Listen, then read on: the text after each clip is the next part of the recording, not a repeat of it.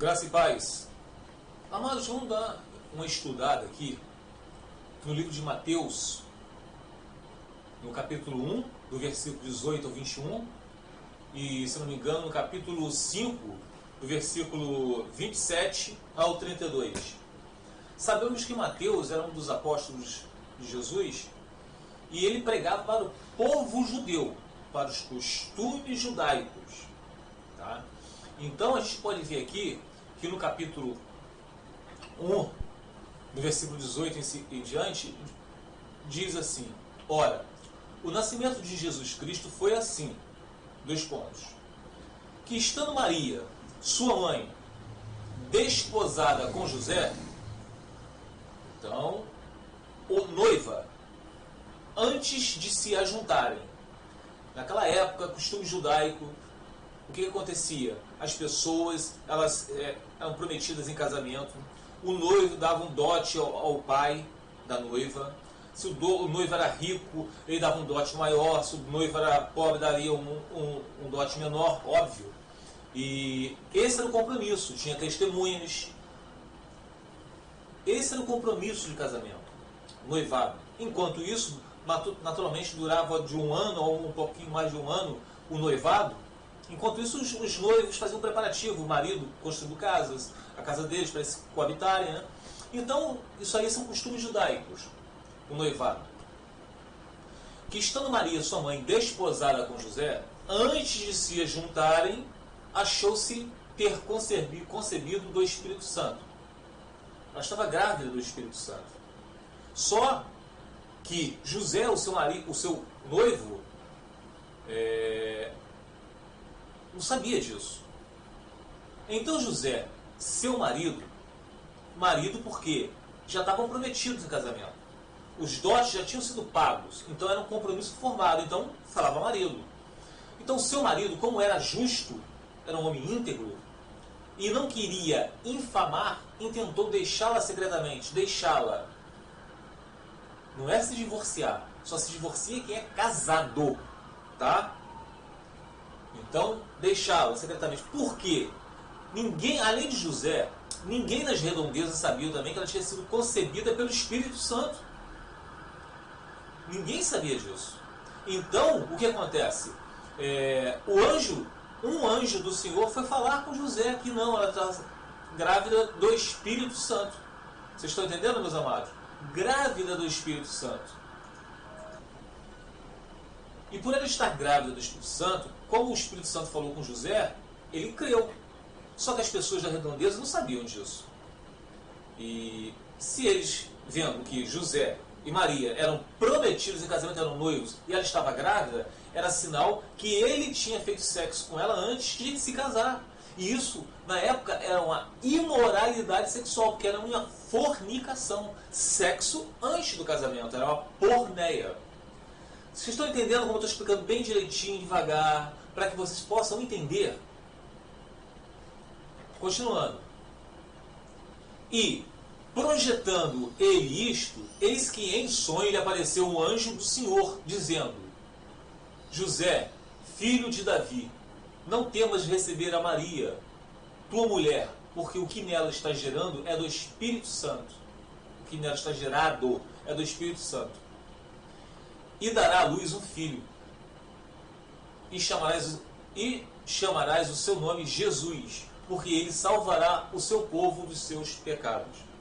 Então, meus amados, até aqui está fácil de entender, não tá? Vocês entenderam direitinho.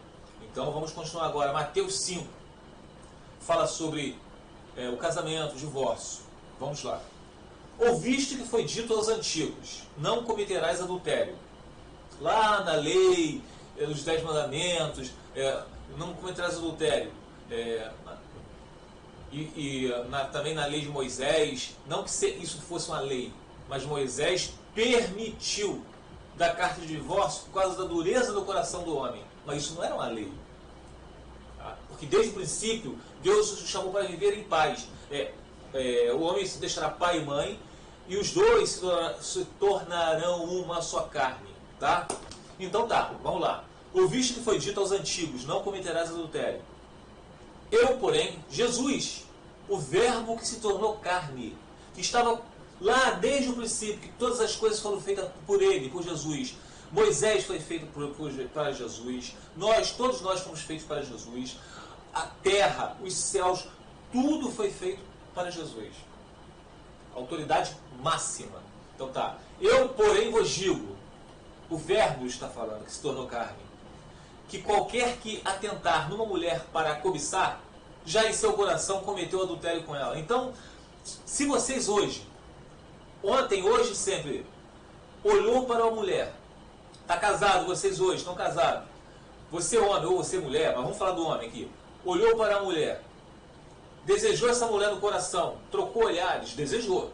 Você olhar uma mulher, achar uma mulher bonita, um corpo bonito, gente, isso é hipocrisia. Qual homem que não acha? Qual mulher que não acha? Quando vê um homem bonito na rua, pensa, nossa, que homem bonito. Isso não é pecado. O pecado é você trocar olhares, você sendo casada. Você sendo casado, trocar olhares com a pessoa, dando a entender que você está desejando ela.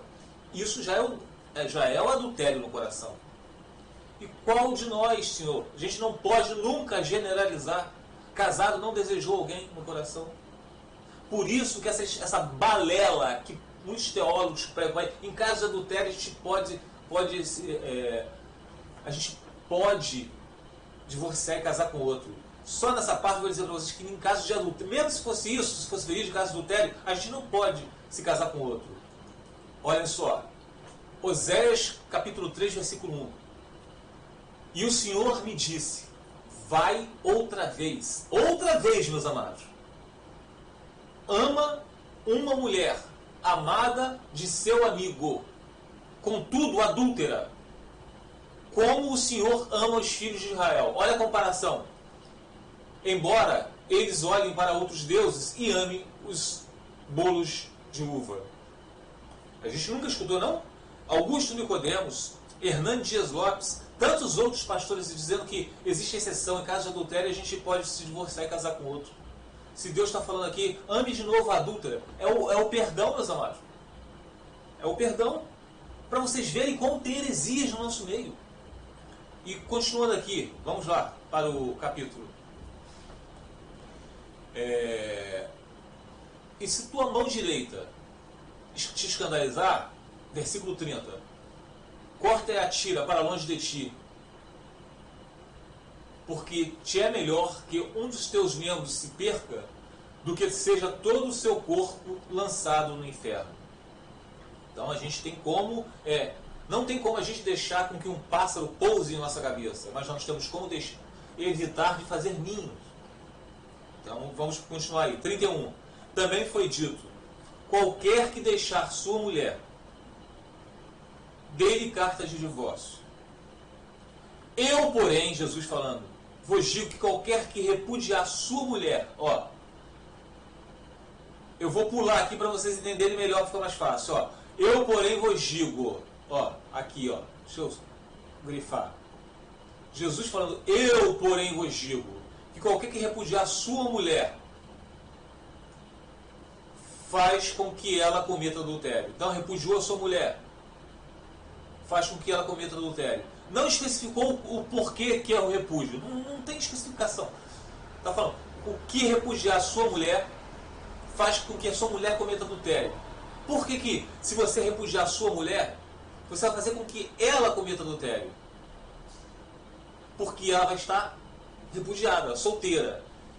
E agora aqui, e qualquer que casar com a sua mulher que foi repudiada por você, se casar com ela, cometerá adultério com ela. Agora, existe uma exceção. No caso de fornicação.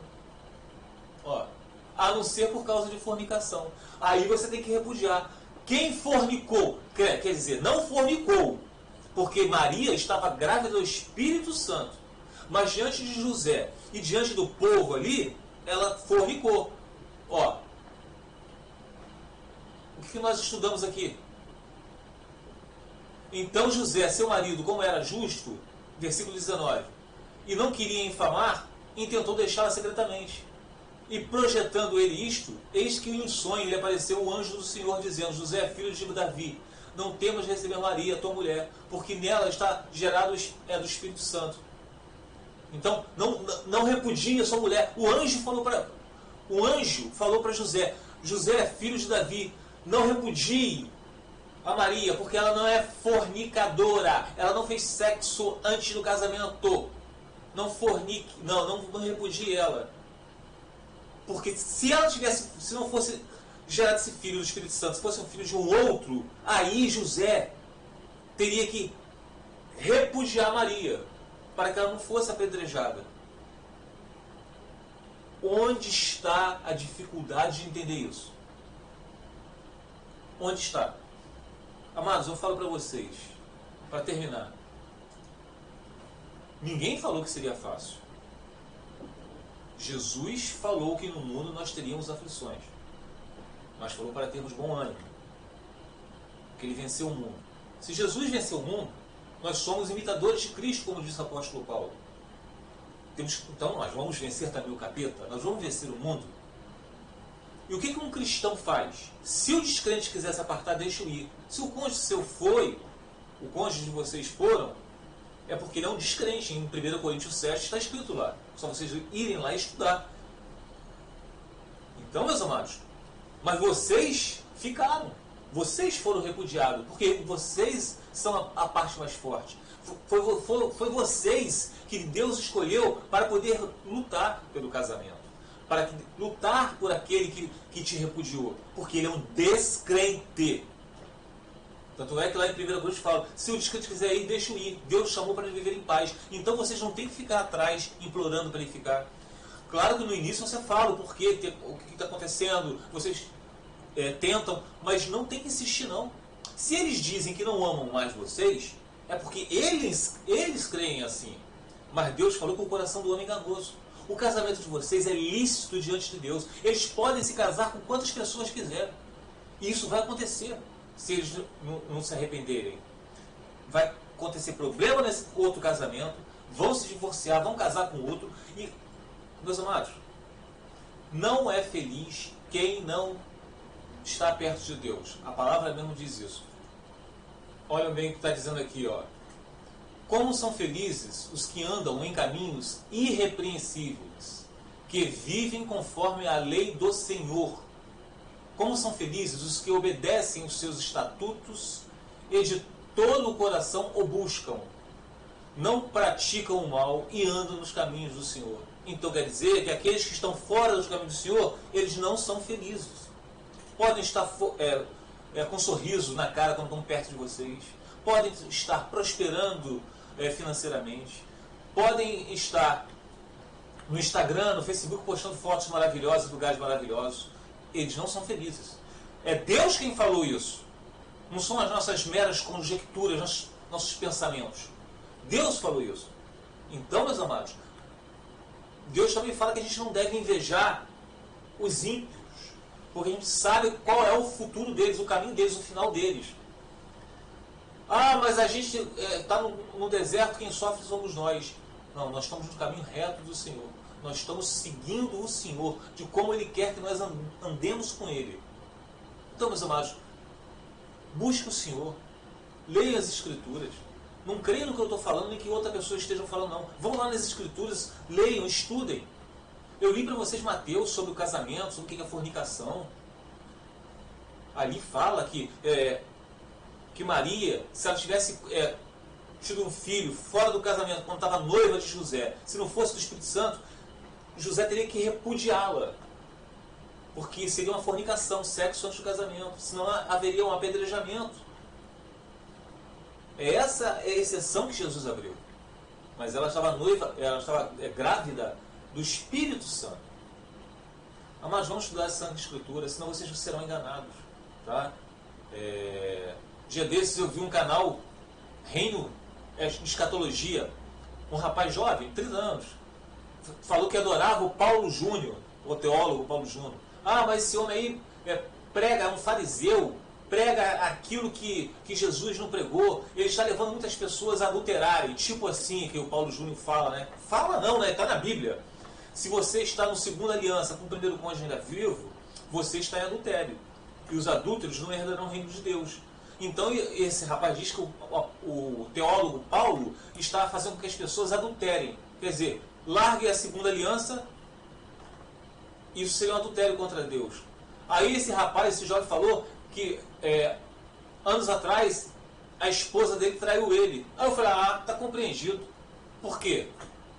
Porque ele quer se casar de novo. Ele quer buscar um mandamento de Deus que ateste a segunda aliança. Não existe, meus amados. Ninguém falou aqui que é fácil. Mas não existe. Aqui nesse canal, Prisioneiros em Cristo, por isso que eu coloquei o nome Prisioneiros em Cristo, vocês vão escutar o que é da Bíblia.